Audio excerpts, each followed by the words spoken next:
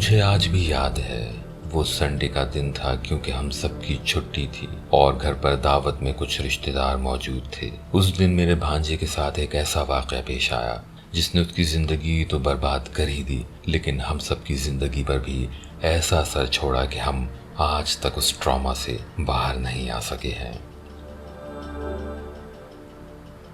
یہ آج سے 5 سال پہلے کا واقعہ ہے، جب ہم نے لاہور کے ایک مشہور علاقے ماڈل ٹاؤن میں شفٹ ہونے کے لیے ایک گھر ڈھونڈنا شروع کیا۔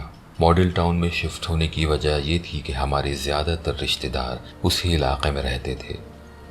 پہلا ہی گھر جو ہم دیکھنے گئے وہ کافی عرصے سے خالی تھا۔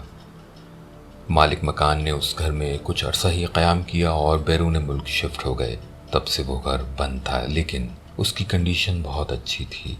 ہم سب کو وہ گھر اتنا پسند آیا کہ ہم نے اور گھر دیکھنے کے بجائے اسی گھر کو ڈن کر لیا۔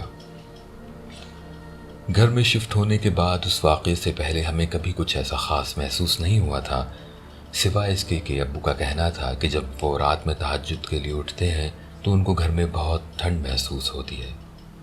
یہ حیرانی کی بات اس لیے تھی کہ گرمیوں کے موسم تھے اور ایسے موسم میں پورا گھر کا ٹھنڈا ہو جانا بہت عجیب تھا۔ ابو کہتے تھے کہ نماز کے دوران ان کو سیڑھیوں پر چلنے کی آوازیں آتی ہیں، اور گھر میں صرف بیسمنٹ کی سیڑھیاں ہی لکڑی کی تھیں جن کی آواز آ سکتی تھی، لیکن بیسمنٹ تو ہم استعمال ہی نہیں کرتے تھے سوائے وہاں غیر ضروری سامان رکھنے کے، اور رات کے اس پہر گھر میں سے کون بیسمنٹ کی سیڑھیوں پر ہو سکتا تھا۔ اس دن کی بات کرتا ہوں جو کاش ہماری زندگی میں نہ آیا ہوتا۔ سنڈے کا دن تھا، گھر میں رشتہ داروں کی دعوت تھی، ہم سب مووی دیکھ رہے تھے اور بچے ادھر سے ادھر دوڑ رہے تھے گھر میں۔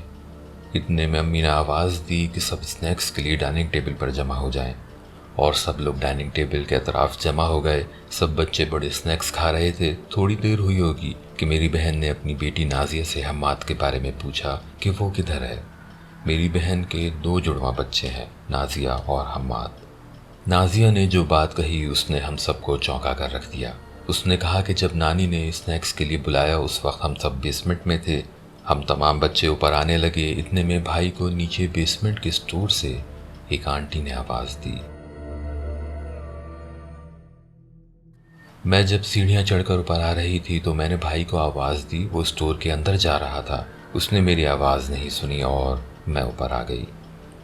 یہ سنتے ہی ہم سب ایک دوسرے کی طرف دیکھنے لگے، کیونکہ گھر میں جتنے بھی لوگ تھے سب وہیں موجود تھے سوائے حماد کے۔ شاید ہم آنکھوں ہی آنکھوں میں ایک دوسرے سے سوال کر رہے تھے کہ نیچے کون ہے، کس نے سٹور میں اس کو بلایا ہے۔ فوراً ہی میرے بہنوئی بیسمنٹ کی طرف بھاگے اور میں گھر کے مین ڈور کی طرف۔ میں نے ڈور کو بند پایا تو میں بھی بیسمنٹ کی طرف گیا۔ جب میں نیچے اتر رہا تھا تو جو میں نے وہاں دیکھا کہ میرے بہنوئی سٹور کا ڈور پکڑے زمین پر گرے ہوئے ہیں اور حماد روم کے ایک کارنر میں دیوار کی طرف منہ کر کے کھڑا ہے۔ میں نے بھاگ کر بہنوئی کو اٹھایا تو وہ اٹھتے ہی سٹور کے اندر لپکے اور سٹور میں موجود کبرڈ اور صندوق بار بار کھول کر کچھ ڈھونڈنے کی کوشش کرنے لگے۔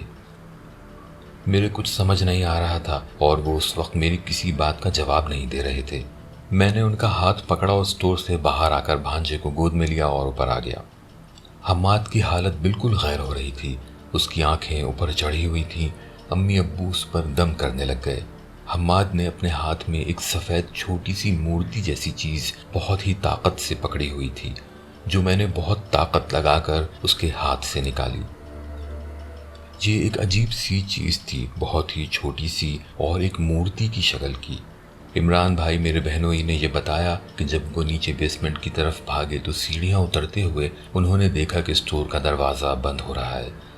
وہ حماد کو آواز دیتے ہوئے سٹور کی طرف بھاگے اور نوب پکڑ کر جیسے ہی کھولنے کی کوشش کی تو اندر سے کسی نے ڈور کو اپنی طرف کھینچنا شروع کر دیا۔ اندر سے اتنی طاقت لگائی جا رہی تھی کہ عمران بھائی اچھے خاصے مضبوط ہونے کے باوجود کھول نہیں پا رہے تھے۔ اتنے میں ان کو اپنے پیچھے سے حماد کی آواز سنائی دی اور اس کے ساتھ ہی جو قوت اندر سے ڈور کو کھینچ رہی تھی اس نے ڈور چھوڑ دیا اور عمران بھائی زمین پر جا گرے۔ یہ وہی وقت تھا جب میں بیسمنٹ کی طرف گیا تھا اور ان کو زمین پر گرا پایا تھا۔ عمران بھائی میری سسٹر کے ساتھ حماد کو لے کر ہاسپٹل کے لیے نکل گئے، کیونکہ اس کی طبیعت اور بگڑ رہی تھی۔ اس کے منہ سے جھاگ نکل رہے تھے اور آنکھیں اوپر ہی چڑھی ہوئی تھیں۔ جو سفید مورتی اس کے ہاتھ سے ملی تھی وہ بھی ان کا کہنا تھا کہ انہوں نے ہاسپٹل جاتے ہوئے راستے میں کہیں پھینک دی۔ اس دوران میں ابو اور میں نے نیچے جا کر اچھے سے تلاشی لی، لیکن وہاں کچھ بھی موجود نہیں تھا۔ بیسمنٹ بالکل خالی تھا۔ اس واقعے کے بعد 2 دن اور ہم اس گھر میں رکے۔ ان 2 دنوں میں ابو کے ساتھ تہجد کے وقت کچھ ایسا ہوا جو ہم آج تک نہیں جانتے۔ ابو نے ہم سب کو رات کے ٹائم ہی جگا کر سسٹر کے گھر چلنے کو کہا جو وہیں قریب میں ہی رہتی تھیں۔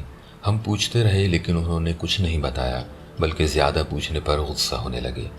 ہمیں آج تک نہیں پتا کہ اس رات ابو نے کیا دیکھا یا ان کے ساتھ کیا ہوا جو وہ آدھی رات میں ہم سب کو لے کر اس گھر سے نکل گئے۔ ہم نے ماڈل ٹاؤن میں ہی ایک گھر رینٹ پر لے لیا اور اس گھر کو سیل آؤٹ کر دیا۔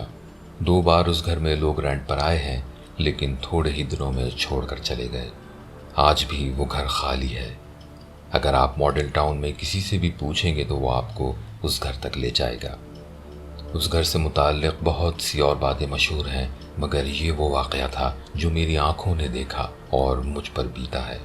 خاص کر کے اگر ابو کسی وقت اس واقعے کا تذکرہ کریں جو ان کے ساتھ رات میں پیش آیا تو حقیقت صحیح طرح سے پتہ چل سکتی ہے کہ اس گھر میں ایسی کیا چیز موجود تھی۔ اس واقعے کا سب سے برا اثر میرے بھانجے پر ہوا ہے۔ اس دن کے بعد سے اس کو اکثر دورے پڑنے لگے ہیں۔ دورے میں اس کی حالت ایسی ہو جاتی ہے جیسے وہ ایک بوڑھا شخص ہے۔ اس کی کمر بالکل جھک جاتی ہے اور اس طرح سے چلتا ہے جیسے اس کی ٹانگوں میں جان نہیں ہو۔ اس وقت وہ ایک بچے کے بجائے ایک بوڑھا شخص لگتا ہے۔ اس کی ایسی حالت دیکھ کر ہم سب کو رونا آتا ہے۔ آپ لوگوں سے ریکویسٹ ہے کہ اس کے لیے دعا کیجیے۔ شاید آپ لوگوں میں سے کسی کی دعا سے وہ صحت مند ہو جائے۔